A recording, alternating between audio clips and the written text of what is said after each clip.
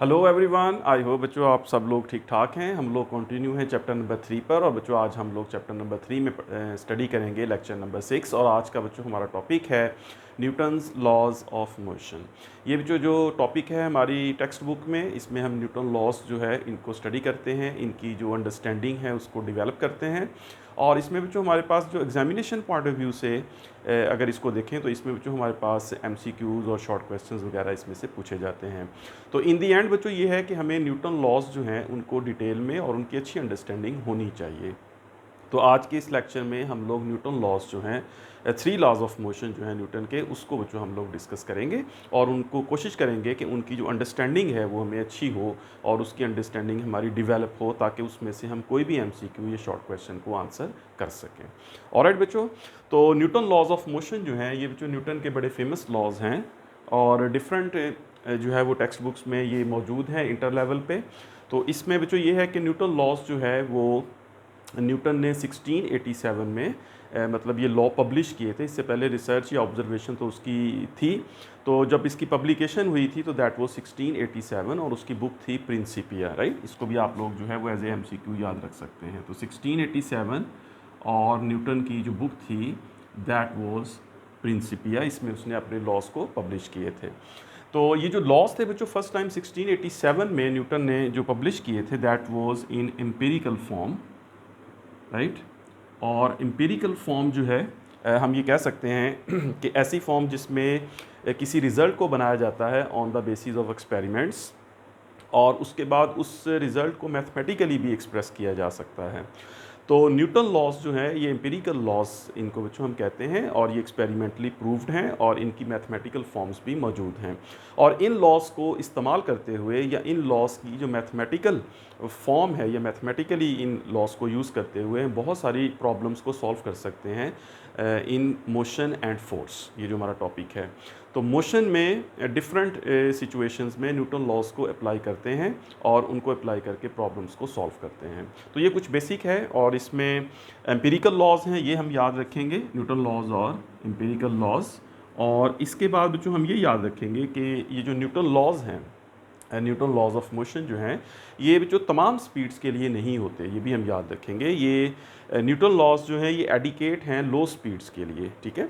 और लो स्पीड में ये मतलब अच्छा काम कर या इनके रिजल्ट्स जो हैं वो ज़्यादा प्रैक्टिकली मतलब उसके साथ एग्री करते हैं। तो लो स्पीड्स के लिए हम इसको रखेंगे। और लो स्पीड्स मींस ऑर्डिनरी स्पीड्स लेंगे।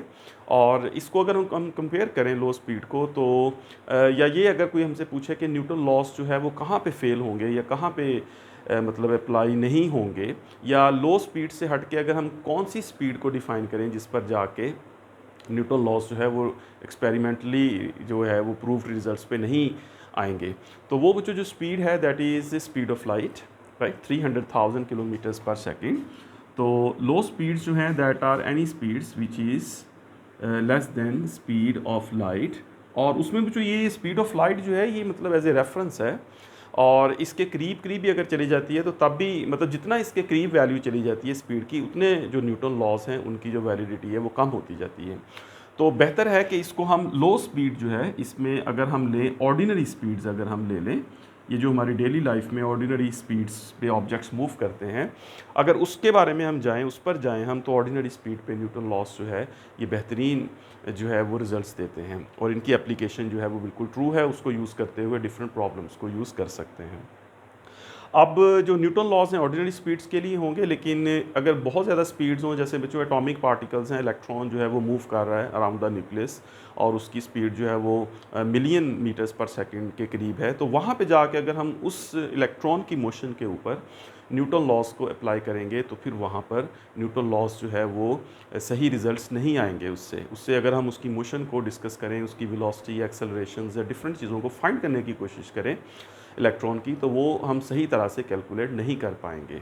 ठीक है बच्चों, तो वहाँ पे फिर ये है कि न्यूटन लॉज नहीं होंगे, तो फिर हम एक दूसरी मैकेनिक्स यूज़ करते हैं वहाँ पे, जिसको इस्तेमाल करके उनकी वेलोसिटी, एक्सेलरेशन फाइंड करेंगे या डिफरेंट जो पैरामीटर्स हैं उसकी मोशन के उसको फाइंड करेंगे। वो जो है न्यूटन मतलब उसमें है हमारे पास आइंस्टाइन की जो क्वांटम मैकेनिक्स जो डेवलप हुई है आइंस्टाइन की थ्योरी से, तो आइंस्टाइन के कुछ रिलेटिविस्टिक रिजल्ट्स हैं, उन रिलेटिविस्टिक रिजल्ट्स को इस्तेमाल करके हम हाई स्पीड मोशंस को जो है वो डिस्कस करते हैं, या हाई स्पीड मोशंस जो हैं उनको हम स्टडी करते हैं।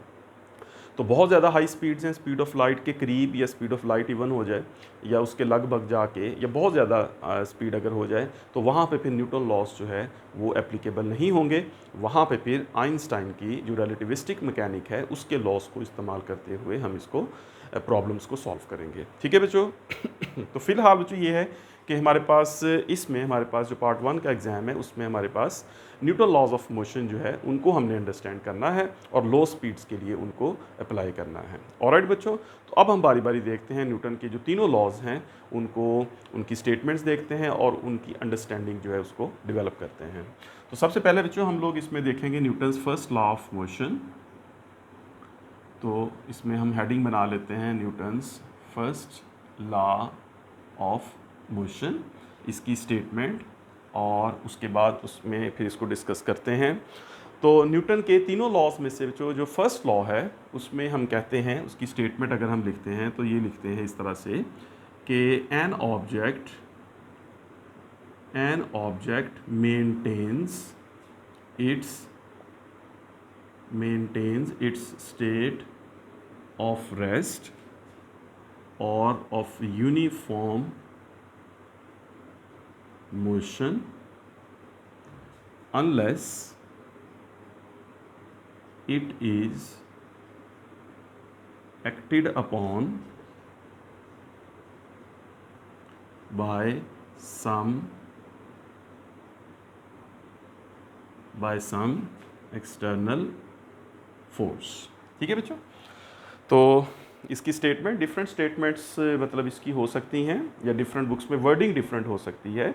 अ body at rest will remain at rest and a body moving with uniform velocity will continue to do so unless acted upon some unbalanced external force. या बच्चों an object maintains its state of rest or of uniform motion unless it is acted upon by some external force. इसके लिए यहाँ पे बच्चों हम unbalanced भी लिख सकते हैं, bye some unbalanced external force.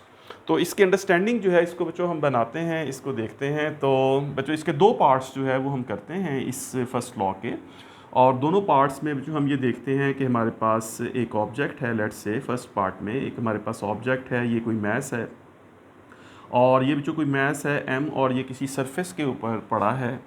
तो we say this mass is at rest. ठीक है।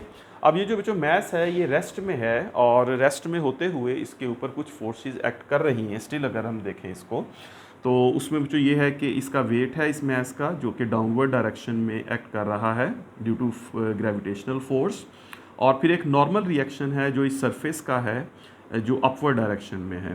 तो इन दोनों फोर्सेस, नॉर्मल रिएक्शन और वेट जिसको W हम कह सकते हैं, तो इन दोनों फोर्सेस के नतीजे में ये जो मैस है ये रेस्ट में है। इसका मतलब जो ये है कि ये जो दोनों फोर्सेस इसके ऊपर एक्ट कर रही हैं इस मैस के ऊपर, दोनों फोर्सेस जो हैं ये बैलेंस्ड फोर्सेस हैं। इन दोनों फोर्सेस ने एक दूसरे को बैलेंस किया है, इक्वल एंड ऑपोजिट की सिचुएशन है। इट मीन्स कि हम ये कहेंगे कि जो Fn है that is equals to W। So Fn equals to W में हम ये देखते हैं कि Fn माइनस W इक्वल्स 0। तो ये जो मैस है ये रेस्ट में है, तो इट डजंट मीन कि इसके ऊपर कोई फोर्स एक्ट नहीं कर रही, मतलब इसके ऊपर फोर्सेस एक्ट कर रही हैं, और वो सारी फोर्सेस जो इसके ऊपर एक्ट कर रही हैं वो फोर्सेस बैलेंस्ड फोर्सेस हैं, वो एक दूसरे को बैलेंस कर रही हैं। और उस बैलेंस करने के नतीजे में रिज़ल्ट ये है कि ये मैस जो है ये रेस्ट में है। तो this mass is at rest. So ये जो मैस है ये बच्चों रेस्ट में ही रहेगा, कंटिन्यूसली ये रेस्ट में ही रहेगा जब तक कि इसके ऊपर एक्ट होने वाली ये दोनों फोर्सेस जो हैं Fn और W ये इक्वल एंड ऑपोजिट हैं, बैलेंस्ड हैं। जब तक ये दोनों फोर्सेस बैलेंस्ड हैं तब तक ये जो मैस होगा m ये बच्चों रेस्ट में ही रहेगा। तो यही उसकी स्टेटमेंट है न्यूटन फर्स्ट लॉ की कि an object maintains its state of rest. अगर मैं अभी यूनिफॉर्म मोशन को रहने दूँ तो an object maintains its state of rest unless it is acted upon by some unbalanced external force। अब देखें जब तक बच्चों इसके ऊपर कोई unbalanced external force एक्ट नहीं करेगी ये मैस जो है ये रेस्ट में रहेगा। ठीक है। तो अगर इस सिचुएशन में कि ये मैस जो है वो यहाँ पर मौजूद है और इसके ऊपर दोनों फोर्सेस जो है वो एक्ट कर रही हैं। W भी एक्ट कर रहा है, इसका जो वेट है, और जो नॉर्मल रिएक्शन है Fn वो भी एक्ट कर रहा है। तो ये बैलेंस्ड है। लेट्स से बच्चों इसके ऊपर एक ऐसी फोर्स एक्ट करती है, ये एक ड्राइविंग फोर्स है जो इस मैस के ऊपर एक्ट करती है।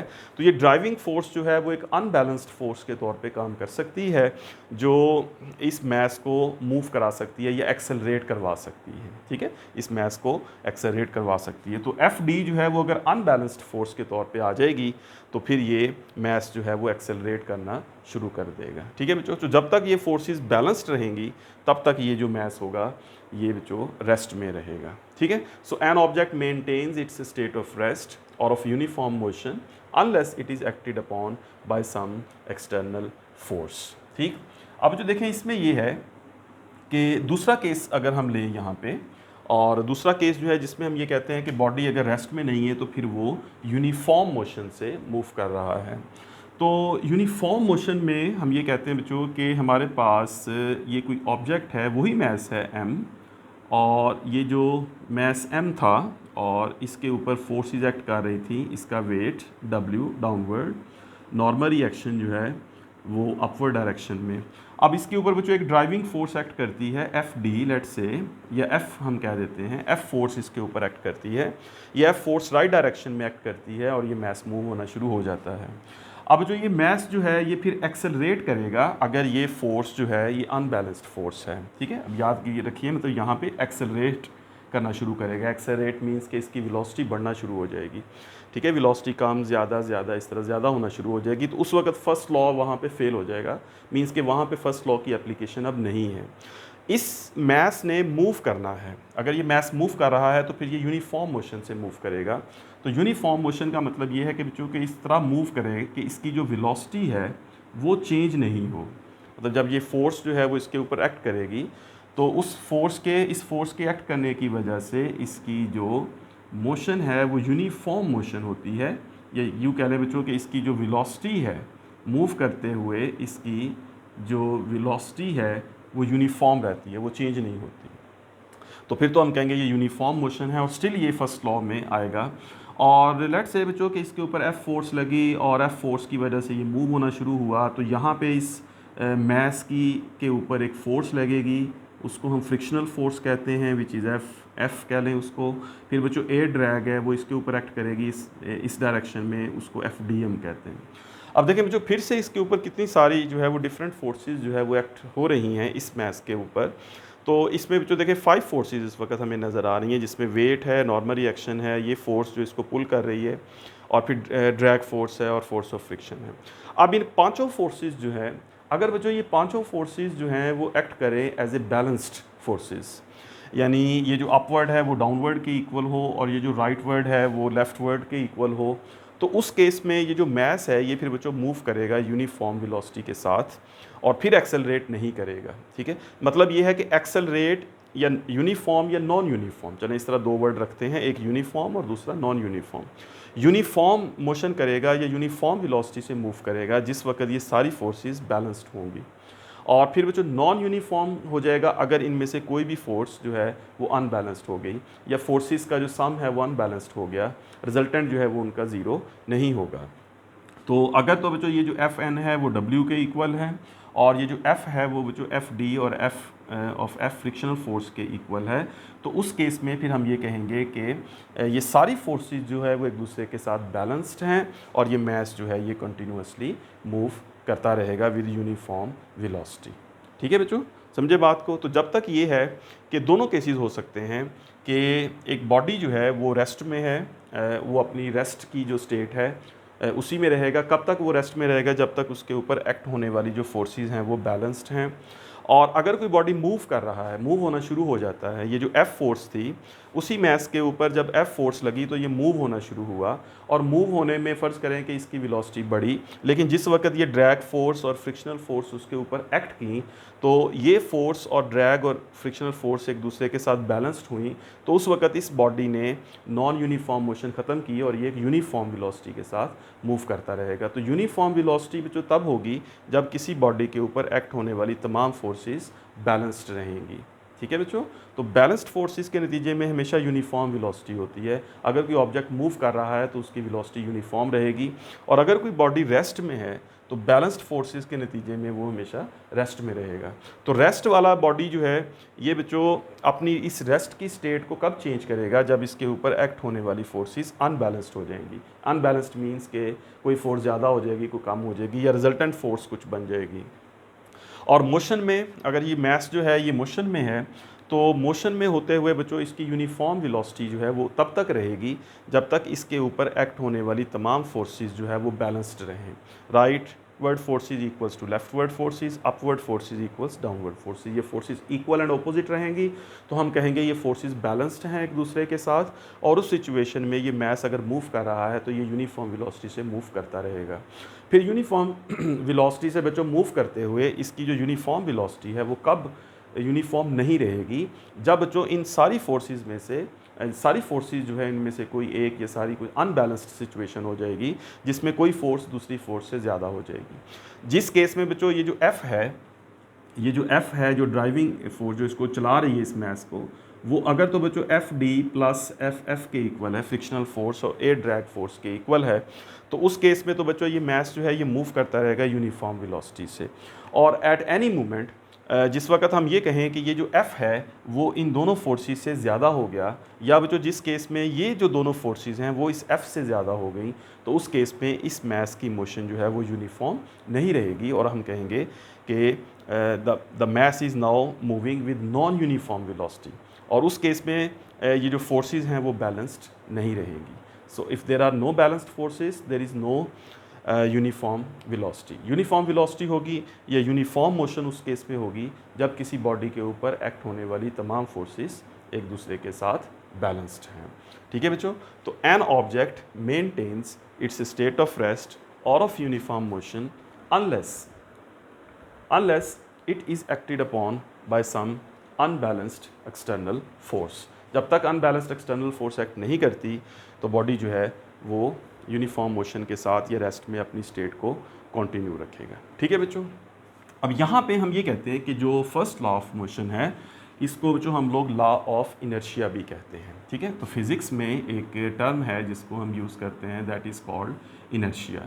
इनर्शिया जो है बच्चों इसको हम डिफ़ाइन करते हैं या इसको हम लिखते हैं ability of a body to maintain its state of rest, to maintain its state of rest or of uniform motion or of uniform motion। ठीक है बच्चों।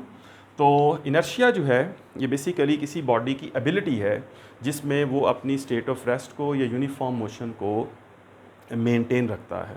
देखिए बच्चों, अगर इनर्शिया जो है वो किसी बॉडी की वो एबिलिटी है जिसमें वो अपनी स्टेट को मेंटेन रखना चाहता है। अगर कोई ऑब्जेक्ट जो है, अगर कोई मैस बच्चों रेस्ट में है, तो इनर्शिया का मतलब इस मैस का जो इनर्शिया है दैट मीन्स कि ये जो मैस है ये अपनी इस रेस्ट की जो कंडीशन है या रेस्ट की जो स्टेट है, स्टेट ऑफ रेस्ट है, इसको मेंटेन करना चाहता है। और अगर कोई भी फोर्स इसकी स्टेट ऑफ रेस्ट को चेंज करती है तो ये मैस जो है उस फोर्स को अपोज करेगा। राइट। ये मैस एक्चुअली क्या चाहता है, जो मैस रेस्ट में है ये चाहता है कि ये रेस्ट में रहे। राइट। तो स्टेट ऑफ रेस्ट को ही रखे, स्टेट ऑफ रेस्ट को मेंटेन करे। लेकिन बच्चों जब भी कोई ऐसा कुछ हो, कोई ऐसी फोर्स लगे या कुछ ऐसा इवेंट हो जिसमें इस मैस की जो स्टेट ऑफ रेस्ट है उसको चेंज लाने की कोशिश करे तो ये मैस उसको अपोज करता है। तो ये जो अपोज करने की एबिलिटी है इस मैस की अपनी स्टेट को, दैट इज़ कॉल्ड इनर्शिया। ठीक है। इस तरह बच्चों ये स्टेट ऑफ मोशन भी हो सकती है। फ़र्ज़ कीजिए कि अगर कोई मैस जो है, फ़र्ज़ करें कि ये बच्चों कोई मैस है, तो ये मैस जो है ये मोशन में है, ये मूव कर रहा है इस डायरेक्शन में। तो इसकी जो स्टेट ऑफ मोशन है, ये जो मैस है ये अपनी इस स्टेट ऑफ मोशन को कंटिन्यू करेगा और ये चाहेगा कि इसकी जो स्टेट ऑफ मोशन है ये कंटिन्यू रहे। लेकिन बच्चों इसमें अगर कोई इसको अपोज करता है, इसकी मोशन को, या फोर्स ऑफ फ्रिक्शन लगती है, एयर ड्रैग लगती है, ग्रेविटी या कोई और फोर्सेस इसकी स्टेट ऑफ मोशन को चेंज करती हैं, तो ये मैस उसको अपोज करेगा कि ये जो फोर्सेस हैं ये ना एक्ट करें और ये अपनी स्टेट ऑफ मोशन को कंटिन्यू रखे। तो स्टेट ऑफ रेस्ट को मेंटेन करने की एबिलिटी या स्टेट ऑफ मोशन को मेंटेन रखने की एबिलिटी जो है किसी बॉडी की, दैट इज़ कॉल्ड इनर्शिया। तो फर्स्ट लॉ में अगर हम देखें बच्चों, तो फर्स्ट लॉ जो है that is also called law of inertia, क्योंकि बच्चों फर्स्ट लॉ में यही है कि an object at rest maintains its state of rest, and an object in uniform velocity या uniform motion, an object in uniform motion tries to maintains its uniform motion unless it is acted upon by some external force. So inertia और first law of motion ये दोनों एक दूसरे के साथ agree करते हैं और दोनों में एक ही बात जो है वो डिस्कस होती है। So first law of motion due to this property of mass is known as law of inertia। ठीक है बच्चों, ये याद रखिए। उसके बाद बच्चों लॉ ऑफ इनर्शिया में, अब इनर्शिया जो है किसी बॉडी का, ये भी आपने याद रखना है, एमसीक्यूज़ में आता है कि इनर्शिया हमें, अगर हम दो बॉडीज़ के इनर्शिया को कंपेयर करना चाहें या ये देखना चाहें कि किस बॉडी का जो इनर्शिया है वो ज़्यादा है, तो उसमें बच्चों हम इनर्शिया को मैस से कंपेयर करेंगे, राइट। तो mass will be the standard to measure inertia. तो जिस बॉडी का जो मैस जो है वो ज़्यादा होगा उस बॉडी का इनर्शिया ज़्यादा होगा, राइट। मैस ज़्यादा है उस बॉडी का तो उसकी स्टेट ऑफ रेस्ट भी ज़्यादा मेंटेन रखेगा, वो जिसका मैस ज़्यादा है उसकी स्टेट ऑफ रेस्ट में है तो स्टेट ऑफ रेस्ट को ज़्यादा मेंटेन करेगा। और अगर वो ज़्यादा मैस वाला जो ऑब्जेक्ट है वो मोशन में है, स्टेट ऑफ मोशन में है, तो वो अपनी स्टेट ऑफ मोशन को ही मेंटेन रखने की कोशिश करेगा, उसके अंदर ज़्यादा एबिलिटी होगी उसको मेंटेन करने की, ठीक है। So ability of a larger mass to maintain its state of rest or of uniform motion is greater than the ability to maintain the state of rest or of uniform motion of smaller mass। तो greater mass की जो ability है अपनी state को maintain करने की वो ज़्यादा है as compared to a smaller mass। So that is why the first law of motion is also known as law of inertia। Okay बच्चों, अब यहाँ से फर्स्ट लॉ ऑफ मोशन से ही हमें सेकेंड लॉ ऑफ मोशन जो है उसका hint मिलता है, या न्यूटन को भी ऐसे ही फर्स्ट लॉ ऑफ मोशन से सेकंड लॉ ऑफ मोशन बनाने की ज़रूरत महसूस हुई, जिसमें बच्चों ये सिचुएशन बनती है। अब यहाँ से हम कैसे सेकंड लॉ ऑफ मोशन को निकालेंगे? देखिए बच्चों, जब तक तो किसी ऑब्जेक्ट के ऊपर लगने वाली सारी फोर्सेस बैलेंस्ड रहती हैं तो उस वक्त तक बॉडी जो है वो अपनी यूनिफॉर्म मोशन को कंटिन्यू रखता है। यानी किसी बॉडी के ऊपर सिर्फ बैलेंस्ड फोर्सेस का एक्ट होना, ये फर्स्ट लॉ ऑफ मोशन है। अब यहाँ से क्वेश्चन राइज होता है कि अगर किसी बॉडी के ऊपर फोर्सेस बैलेंस्ड नहीं हैं या फोर्सेस अगर अनबैलेंस्ड हो जाती हैं, देन व्हाट हैपन्स? तो यहाँ से बच्चों न्यूटन को क्लू मिला, या यहाँ से न्यूटन ने निकाला एक और लॉ निकाला यहाँ से, जिसको बाद में फिर Newton second law of motion जो है वो हम कहते हैं। तो बेसिकली जो Newton's second law of motion है उसको जो हम कहेंगे कि that has been derived from Newton's first law of motion.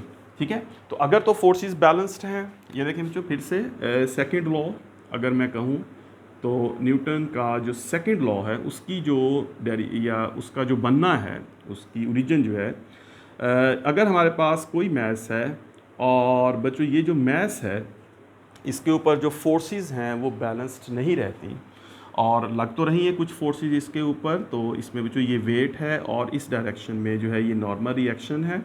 तो फ़र्ज़ कीजिए कि इस तरफ को बच्चों एक फ़ोर्स लगी और ये फ़ोर्स जो है ये एक अनबैलेंस्ड फ़ोर्स है, तो या यूँ कह लें ये वो फोर्स है जिस फोर्स की वजह से ये मैस जो है ये मतलब मूव किया। यहाँ पे फ्रिक्शन भी है, मतलब ये है कि यहाँ पे फ्रिक्शन है, फोर्स ऑफ फ्रिक्शन भी है और यहाँ पर जो है वो एयर ड्रैग भी है, सारा कुछ है। लेकिन वी अज्यूम कि ये जो F है ये काफ़ी लार्ज वैल्यू है फोर्स की, और ये जो F है ये बच्चों ज़्यादा हो गई, ये ज़्यादा हो गई बच्चों इससे F फ्रिक्शनल फोर्स और एयर ड्रैग से। तो इन दोनों फोर्सेस का सम जो है इससे ये फोर्स ज़्यादा हो गई, तो उस केस में हम कहेंगे बच्चों ये जो F है now that has become an unbalanced force. तो उस केस में बच्चों ये होगा कि the mass M will now accelerate in the direction of unbalanced force. तो नाउ अब ये हम कहेंगे now mass M will accelerate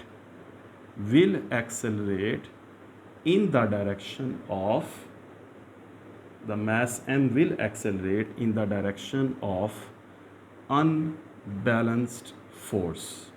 यहाँ से बच्चों this is Newton's second law. जब फोर्स अनबैलेंस्ड हो जाएगी, जिस डायरेक्शन में फोर्स अनबैलेंस्ड या ज़्यादा फोर्स हो जाएगी, नेट फोर्स जिस डायरेक्शन में ज़्यादा हो जाएगी, यूँ कह सकते हैं नेट फोर्स भी यूज़ कर सकते हैं, अनबैलेंस्ड फोर्स भी कह सकते हैं या नेट फोर्स भी हम कह सकते हैं। चलें, इसको फ़िलहाल हम एफ़ ही कहते हैं, लेकिन जो एफ़ नेट है दैट इज़ अनबैलेंस्ड फोर्स जो इस डायरेक्शन में बनी। ये दोनों फोर्सेस इक्वल हो गई, दैट्स ओके। ये जो फोर्स एफ है वो दोनों के सम से ज़्यादा हो गई, तो now the net force is acting on the right direction, that is now unbalanced force. अब उस फोर्स की वजह से क्या होगा, इस मैस के अंदर एक्सेलरेशन पैदा होगा, राइट।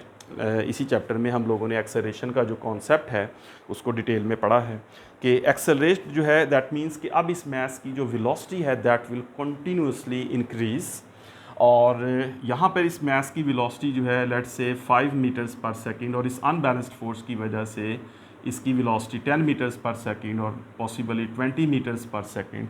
तो इसकी वेलोसिटी जो है वो अब कंटिन्यूसली इंक्रीज़ होगी इस डायरेक्शन में। अनबैलेंस्ड फोर्स की डायरेक्शन में इसकी वेलोसिटी जो है वो कंटिन्यूसली इंक्रीज़ होती जाएगी।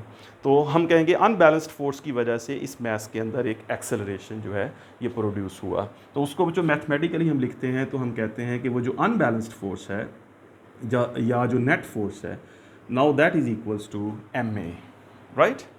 तो ये न्यूटन की सेकेंड लॉ की जो फॉर्म है, F net is equals to M A, या इसको हम यूँ भी कह सकते हैं कि यहाँ से इसको रेस करते हैं। तो एक्सेलरेशन जो है ये प्रोड्यूस होगा इन the direction of unbalanced force. तो उसको हम कह सकते हैं कि जो एक्सेलरेशन है a that is directly proportional to unbalanced force, right. यहाँ पे अनबैलेंस्ड होना चाहिए, या अनबैलेंस्ड फोर्स कह लें, या acceleration is directly proportional to net force, right. हमारी बुक में सिर्फ एफ लिखा है, so that is actually net force या अनबैलेंस्ड फोर्स। और फिर यहाँ पे बच्चों जो एक नई क्वांटिटी हम लेके आएंगे that is 1/m actually, so this is F net, तो m को इधर लेके आएंगे। सो यहाँ पे हमारे पास एम ए जो है that is equals to F net, या फिर ये हम कह सकते हैं कि जो एफ नेट है that is equals to M A, या सिंपली हमारी बुक में जैसे एफ लिखा है so that is equals to M A, इस तरह से लिख सकते हैं, ठीक है बच्चों। तो अनबैलेंस्ड फोर्स की डायरेक्शन में जो है ये हमेशा एक्सेलरेशन पैदा होगा उसी डायरेक्शन में, so acceleration is directly proportional to F net. अब यहाँ पे बच्चों जो प्रोपोर्शनैलिटी ख़त्म की, इक्वल लिखा, और यहाँ पे मैंने 1/m लिख दिया, और उसकी वजह जो है वो एम्पिरिकल लॉ है, मतलब न्यूटन के जो, जैसे मैंने स्टार्ट में कहा कि एम्पिरिकल लॉज हैं बेस्ड ऑन एक्सपेरिमेंट्स। तो हम ये चीज़ भी ऑब्जर्व करते हैं एक्सपेरिमेंट्स में कि ये जो एक्सेलरेशन है उसका जो मैस के साथ रिलेशन है दैट इज़ इन्वर्स, यानी एक्सेलरेशन जो है ये मैस के साथ बच्चों इसका जो रिलेशन बनता है दैट इज़ इन्वर्स। मतलब ये है कि बच्चों अगर वही अनबैलेंस्ड फोर्स, एक अनबैलेंस्ड फोर्स जो है वो 1 kg के ऊपर एक्ट करती है, या एक वही अनबैलेंस्ड फोर्स जो है वो 2 kg के ऊपर एक्ट करती है, तो उसमें जो एक्सेलरेशन पैदा होगा वो 2 kg वाले में कम होगा और 1 kg वाले मैस में एक्सेलरेशन ज़्यादा पैदा होगा। So acceleration varies inversely with the quantity of mass.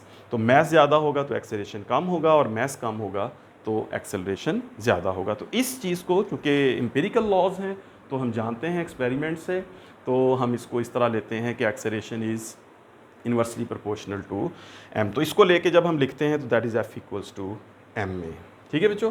तो इसमें आप याद रखेंगे कि ये जो एफ है that is actually unbalanced force, या बच्चों इसको नेट फोर्स कहेंगे। तो Newton second law is the acceleration is proportional to unbalanced force and inversely proportional to the mass of the body, which is F equals to ma. Okay बच्चों। Now the third law बच्चों ये है कि अगर कोई moving mess या कोई एक मैस जो है वो दूसरे मैस के साथ इंटरेक्ट करता है और उसके साथ फोर्स लगाता है, राइट। तो इसी को अगर हम कंटिन्यू रखें और मैं ये कहूँ कि ये एक मूविंग मैस है, और ये एक मूविंग मैस जो है ये जो मूव कर रहा है और इस तरह मूव करता हुआ ये किसी और मैस के साथ इंटरेक्शन करता है, तो इस इंटरेक्शन में जो ये मैस जो है ये दूसरे मैस के साथ कोलाइड होता है, तो इस कोलाइड होने में ये दोनों मैसेज जो हैं वो एक दूसरे के ऊपर फोर्स लगाएंगे, ठीक है। So two masses interact with each other, so they exert force on each other. तो अनबैलेंस्ड फोर्स की वजह से मूव कर रहा था या बैलेंस्ड फोर्स की वजह से इवन मूव कर रहा था, तो जब दो मैसेज एक दूसरे के साथ इंटरेक्ट करते हैं तो जिस मूवमेंट पर वो एक दूसरे के साथ इंटरेक्ट करते हैं उस मूवमेंट पर बच्चों वो एक दूसरे के ऊपर फोर्स लगाते हैं। तो जब दो मैसेज एक दूसरे के साथ इंटरेक्ट करते हैं और वो एक दूसरे के ऊपर फोर्स लगाते हैं, तो हम ये कह सकते हैं कि दोनों जो फोर्सेस हैं उन फोर्सेस को हम कहेंगे कि that forces have equal magnitude but opposite direction. तो जब भी दो मैसेज इंटरेक्ट करते हैं एक दूसरे के साथ तो एक दूसरे के ऊपर फोर्स लगाएंगे, तो उस फोर्स की जो मैग्नीट्यूड होती है वो हमेशा सेम होती है और उसकी जो डायरेक्शन होती है वो एक दूसरे से जो है वो ओपोजिट होती है। ठीक है बच्चों, तो ये भी एक्चुअली हम थर्ड लॉ को भी यहीं से ले सकते हैं कि ये मैस मूव कर रहा था और इस मैस के साथ इसने फोर्स लगाई और इस दोनों मैसेस का जो है एक दूसरे के साथ इंटरेक्शन हुआ यहाँ पे। तो मैस m1 है फर्स्ट कीजिए और ये मैस m2 है। m1 मैस जो है at the moment of contact, ये मुझे याद रखना है, at the moment of contact, जिस वक्त एक मैस दूसरे मैस के साथ कांटेक्ट करेगा तो उस मोमेंट पे वो दोनों मैसेज एक दूसरे पर फोर्स लगाएंगे।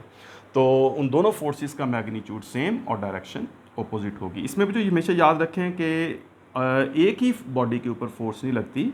ये जो न्यूटन्स थर्ड लॉ में है कि टू डिफरेंट बॉडीज़ के ऊपर फोर्स लगती है, ये भी याद रखना है। टू डिफरेंट बॉडीज़ के ऊपर फोर्स लगती है। जैसे m1 और m2 दो डिफरेंट बॉडीज़ हैं, तो m1 m2 के ऊपर फोर्स लगाएगा, m2 m1 के ऊपर फोर्स लगाएगा, तो both forces will be equal in magnitude and opposite in direction. और दूसरा जो ये याद रखेंगे हम कि nature of force is always same, nature of force is always same, यानी m1 और m2 के दरमियान जो भी फोर्स होगी वो दोनों की नेचर सेम होगी। m1 और m2 के दरमियान अगर बच्चों वो ग्रेविटेशनल फोर्स है, यानी यूँ कह लें बच्चों कि m1 जो है वो m2 पे अगर ग्रेविटेशनल फोर्स लगाएगा एज ए एक्शन, तो m2 m1 पर ग्रेविटेशनल फोर्स ही लगाएगा एज ए रिएक्शन।